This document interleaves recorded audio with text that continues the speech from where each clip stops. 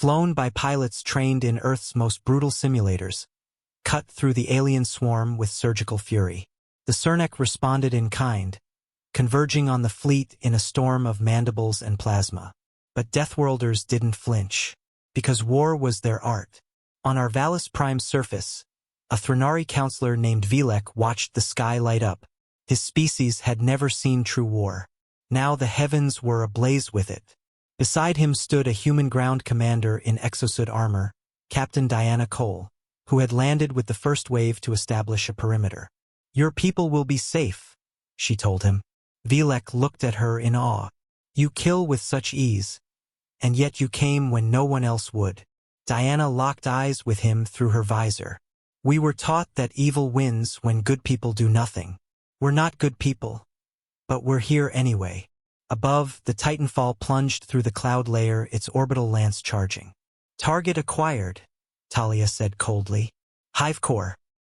Let's light the bastards up." With a thunderous hum, the orbital lance fired. A beam of focused plasma and exotic matter that split the atmosphere and speared straight through the Cernek hive structure like the wrath of a god. The battle lasted 19 hours. When it ended, our Valis Prime still stood. The Cernek were gone, wiped from the system by sheer overwhelming human firepower, tactics, and will. Not a single human vessel had been lost, though many bore scars of the engagement. Ground teams had defended refugee zones, cleared tunnels, and even engaged in hand-to-hand combat with Cernek drones. And they'd won. Not because they were stronger, but because they refused to lose. A week later, as human ships departed orbit, Counselor Vilek stood before the fleet in an interstellar broadcast. "We will never forget the day the galaxy turned its back on us," he said, voice trembling. "But we will also never forget who came when no one else would. Deathworlders. Monsters, some call them. But to us, they were our angels." Back on Earth, in a darkened command center, a news feed blinked alive. The anchor's voice rang with disbelief. "Human forces responded today to a Threnari distress call, defeating an entire Cernek hive swarm without external assistance. The 8th Deathworlder fleet has now been recognized as the most effective independent strike force in the Orion Arm." Admiral Talia Voss watched the feed, then switched it off. There was no celebration, no medals, no parade, just the quiet knowledge that when the galaxy stayed silent, humanity answered. And then the smear campaigns began. Earth harbors parasites. Humanity's using them as biological weapons. This is how they spread sympathy, then domination. But humanity didn't respond with war. They responded with truth. Footage of human engineers helping repair broken Threlian spires. Soldiers standing in plasma storms to shield children. A blind Terran sculptor collaborating with a Threlian song shaper to build a monument called Sanctuary Beyond Stars. When the Vuxari launched a probe strike to evaluate Earth's contamination, humanity didn't send words.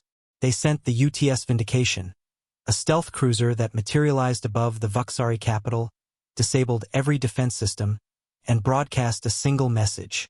"The Threlians are under Terran protection now. Come at them and you come at us." The galaxy took note. Years passed. The Threlian language, once considered extinct, now thrived on EarthNet. Their culture blended with humanity's in art, music, even architecture. Terran children learned Threlian empathy disciplines in school. And for the first time in recorded galactic history, a refugee species not only survived, it flourished. A galactic journalist from the Arcothian press once asked a young Threlian student, "Do you regret coming to Earth?" She looked up with crystalline eyes full of color, her voice steady. "We were rejected by the stars. But Earth taught us something greater. Stars shine from a distance. Humans burn with fire up close. And they shared that fire with us." In the ruins of Valis Prime, a new colony bloomed, jointly led by Terran engineers and Threlian scholars. Where once there was silence, now there were songs. Humanity didn't just give shelter, they gave them purpose. Alara Mendez, old and gray now, stood on the observation deck of the Sanctuary fleet. She watched a new generation of human and Threlian children paint their dreams on zero-gravity murals, laughing in a dozen languages. A voice behind her asked, "Was it worth it, Captain?" She smiled. "They thought we were monsters once, that we were too dangerous to trust. But monsters don't build sanctuaries. Monsters don't hold hands with the broken." Her gaze turned to the stars. "And when the stars turned cold, we became the fire."